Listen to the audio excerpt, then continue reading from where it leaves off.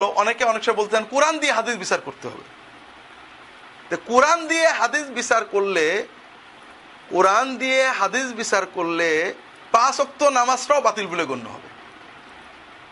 কারণ কোরআনে পাঁচ ওয়াক্ত নামাজের এরকম কথা নেই, এইভাবে নেই। 2 রাকাত 4 রাকাত 8 রাকাত 2 সিজদা তো বাতিল হবেই কোরআন দিলে, কারণ 2 সিজদার কথা কোরআনে নেই কোথাও। একবার রুকু দেবে, 2 বার সিজদা। ওয়ারকাউ ওয়াসজুদু, আল্লাহ বলেন রুকু করো সিজদা করো। রুকু একটা, সিজদা দুটো, এটা তো কোরআনের সাথে কন্ট্রাডিক্টরি, এটা তো মানা যাবে না। কাজেই আসলে যদি আমরা মনে করি কোরআন দিয়ে হাদিস বিচার করব, তাহলে তো হাদিসের দরকার ছিল না, কোরআনই তো যথেষ্ট। এবার আসুন আসল জায়গায়, কোরআন দিয়ে হাদিস বিচার করব, এটা কোরআনের সাথে কন্ট্রাডিক্টরি। আল্লাহ বলেছেন হাদিস দিয়ে কোরআন বিচার করবা।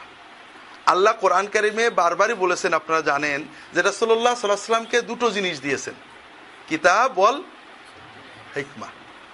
কিতাব মানে বুঝি যেটা হুবহু আমাদের জন্য সংরক্ষিত, হিকমা মানে জ্ঞান প্রজ্ঞা। রাসূল সাল্লাল্লাহু আলাইহি ওয়াসাল্লামকে আল্লাহ দিলেন দুটো জিনিস, একটা হলো কিতাব, লিখিত একটা গ্রন্থ, আর একটা হলো তার ভিতরে যে জ্ঞানটা দিলেন সেই জ্ঞানটা। জ্ঞানটা কেন দিলেন? লিতুবাইয়িনা লিন-নাসি মা নুযিলা ইলাইহিম। তুমি এই জ্ঞান দিয়ে, প্রজ্ঞা দিয়ে তুমি কোরআনের ব্যাখ্যাটা দিয়ে দেবে।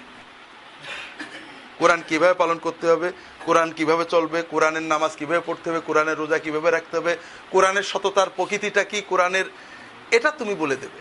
তো এখন আমার প্রশ্ন হলো, আপনারা খুব সহজে বোঝেন, কিতাব তো আমরা পাইলাম, রাসূলুল্লাহ সাল্লাল্লাহু আলাইহি ওয়াসাল্লাম যে প্রজ্ঞা আল্লাহ দিলেন, সেই প্রজ্ঞার ব্যাখ্যাটা কোথায় পাওয়া যাবে?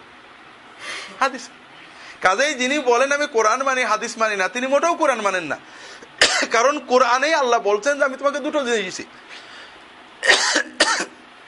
দ্বিতীয় হলো যে কোরআন আমাদের বলেছে কুল ইন কুনতুম তুহিব্বুনাল্লাহা ফাত্তাবিউনি, তোমরা যদি আল্লাহর প্রেম করে থাকো তোমরা আমার অনুসরণ করো। মুহাম্মদুর রাসূলুল্লাহ সাল্লাল্লাহু আলাইহি ওয়াসাল্লাম। কোরআন দিয়ে মুহাম্মদ সাল্লাল্লাহু আলাইহি ওয়াসাল্লাম অনুসরণ করা যায় কিনা? যাবে কিনা? অনুসরণ মানে কি? তিনি যেভাবে যে কর্মটা করেছেন ওইভাবে ওই কর্মটা করা। রাসূলুল্লাহ সাল্লাল্লাহু আলাইহি ওয়াসাল্লাম কিভাবে নামাজ পড়েছেন, কিভাবে রোজা রেখেছেন, কিভাবে জিহাদ করেছেন, কিভাবে দাওয়াত দিয়েছেন, কিভাবে পরিবার চালিয়েছেন, এটা কোরআনের কোথাও আছে কিনা? লাকাদ কানা লাকুম ফি রাসূলিল্লাহি উসওয়াতুন হাসানাহ। রাসূলুল্লাহ সাল্লাল্লাহু আলাইহি ওয়াসাল্লাম আমাদের জন্য আদর্শ। কোরআনে তার কোনো আদর্শ আছে কিনা? কোরআনে আছে মৌলিক বিধানগুলো, আদেশগুলো, নিষেধগুলো, কিন্তু তার অনুসরণ অনুকরণের কোনো পথ কোরআন দিয়ে সম্ভব কিনা? কাজে যদি কেউ মনে করেন কোরআন মানে মুসলমান হব, তিনি হাদিস মানবো না, তিনি কোরআনকে অস্বীকার করেন।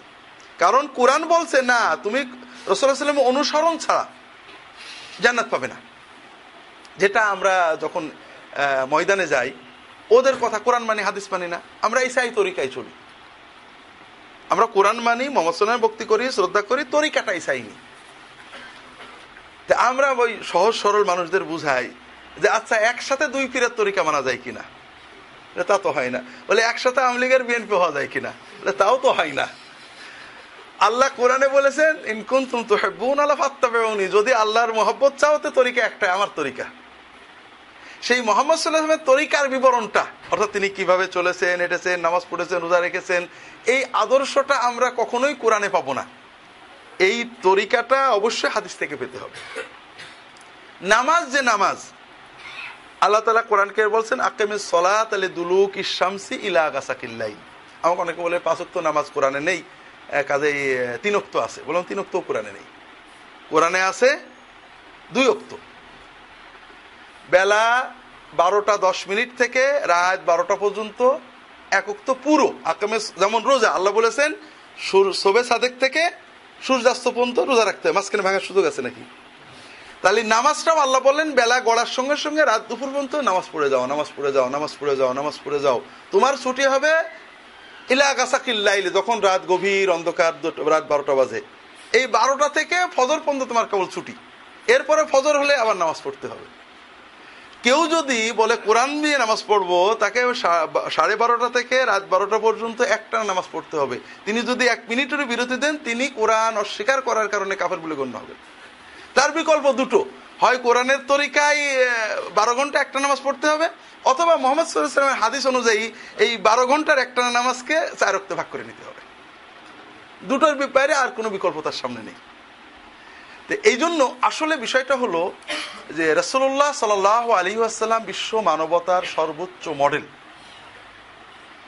তার কোরআনের ব্যাখ্যায় তিনি যেটা বলেছেন, তিনি যেটা করেছেন, আমাদের সমাজে বিদআত কেন? আপনারা, আমি জানি সবাই বিদআত বিরোধী, কিন্তু হাদিস না হলে বিদআত ঠেকাতে পারবেন না।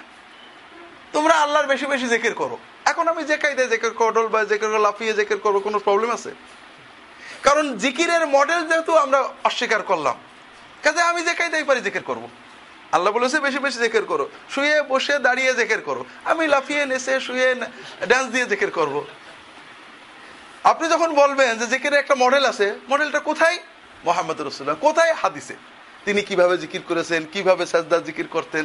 কাজে কোরআনের একটা আদেশ আল্লাহ বলছেন,